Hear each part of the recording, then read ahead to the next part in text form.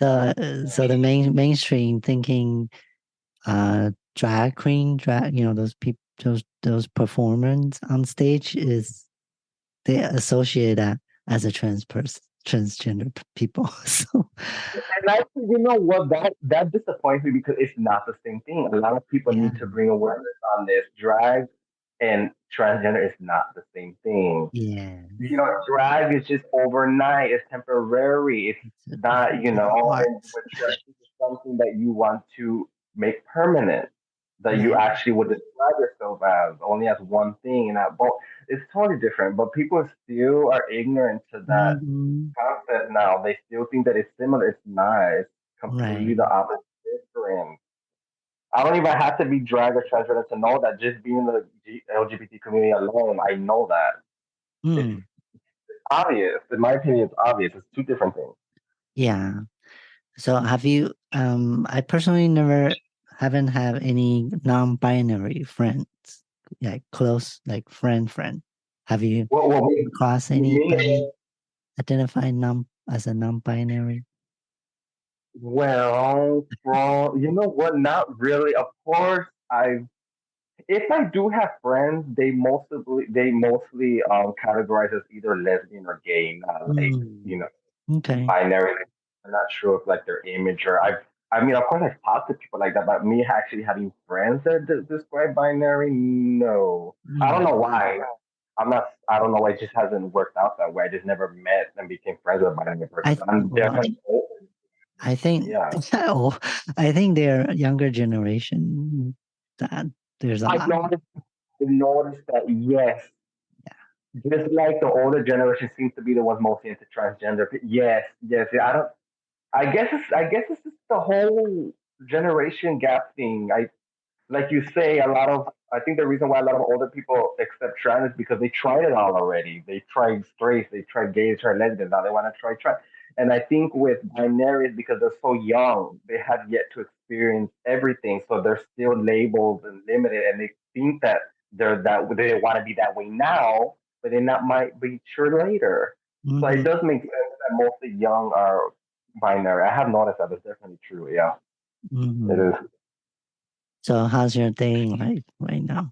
Are you looking, searching, Well, single, ready to mingle? you know, this is something that I'm not afraid to say at all right now because I know he's gonna see this because I'm gonna share it to him and I know he's gonna watch it. But there's this guy that I'm seeing. I don't want to mention his name, but he knows who he is. He's a handful. He's a. I don't want to put too much of his business out there. Wouldn't be Oh right yeah. because he from what I know from his friends, he speaks good of me. So I don't I don't want to like Oh, um. So I'll just say that he's a good guy.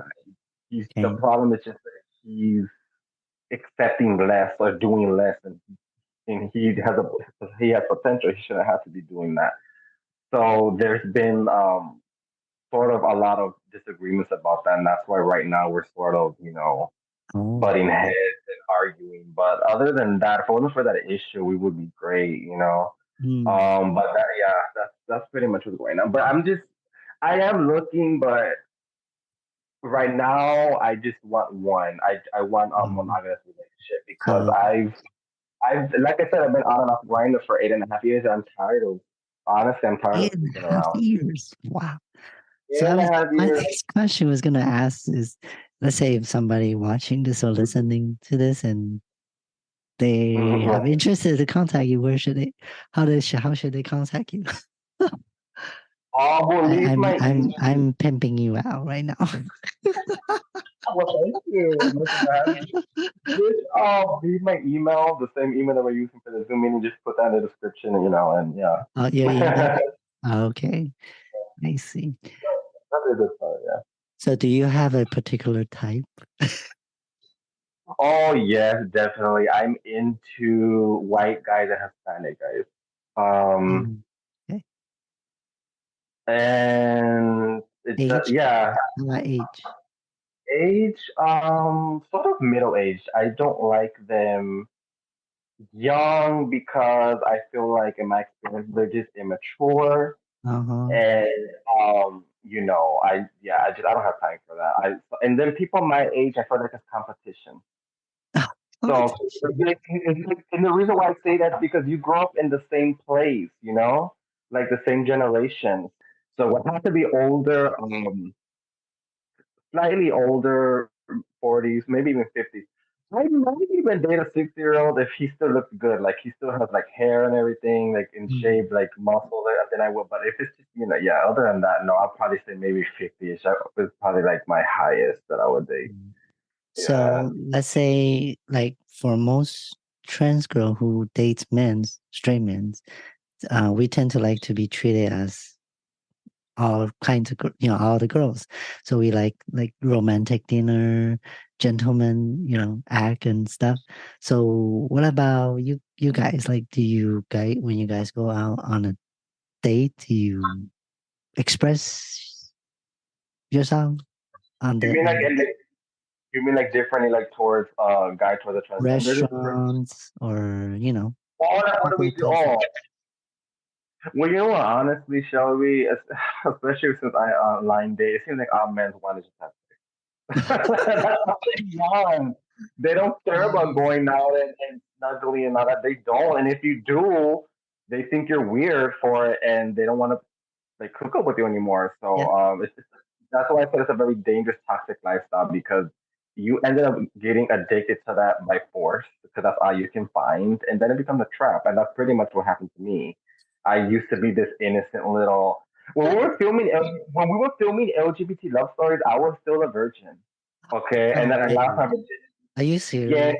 I was. So the line in the in the film is for true? That was my Oh borderline my God, I didn't know that.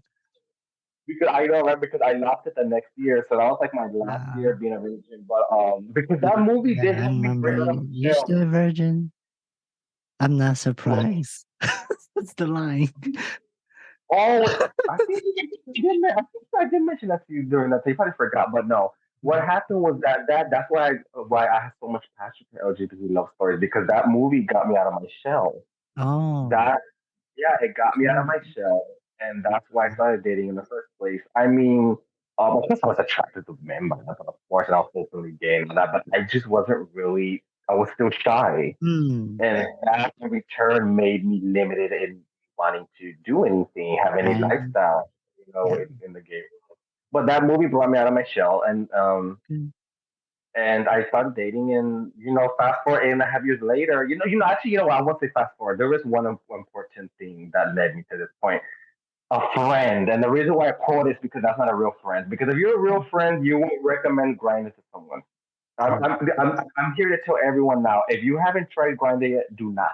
I Okay. tell you, you're conscious. Do not try Grindr. It will mess you up if you stay on there for a Wow. long That period of time, like bad. I have. Okay. Even if it's just for a short period, it will still mess you up because people are just rude on there. Anyway, somebody recommended it to me, right?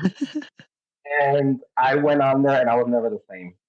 I'm tampered with, I think, for life. It's permanent. Because, like I said, all I could find on there was men that want to have sex. They didn't want to date. They didn't want to just be friends. They just want to have sex. So that's all I could find. So eventually I broke down and I did that. And then honestly, it became like a drug. I became addicted to it. And that's all I did. But then fast forward 8.5 years later, I'm proud to say that I become monogamous earlier this year. Hmm. It took a lot of effort and prayer and strength of people praying for me, but I finally broke out of that barrier. I'm no longer sleeping around. I'm not doing that. And I'm very proud to say that I'm Okay. not, and it took a lot of hard work, but yeah, that's what's going on with me now. The guy that I'm seeing, I'm monogamous with him, and he helped me become that way because I don't know, just after everything that happened to me with the fire earlier this year, and it just obviously caused a lot of stress for me and didn't want to make me. I was just so focused on recovery, I didn't have time to like date or go on grind or stuff like that. So that actually helped me. That nightmare actually good came out of it because it that helped me ended up becoming monogamous. So, like Good. they say, everything happens for a reason. I'm a big believer in that, and that's proof of that right there. Sometimes bad things will come bring good to you later.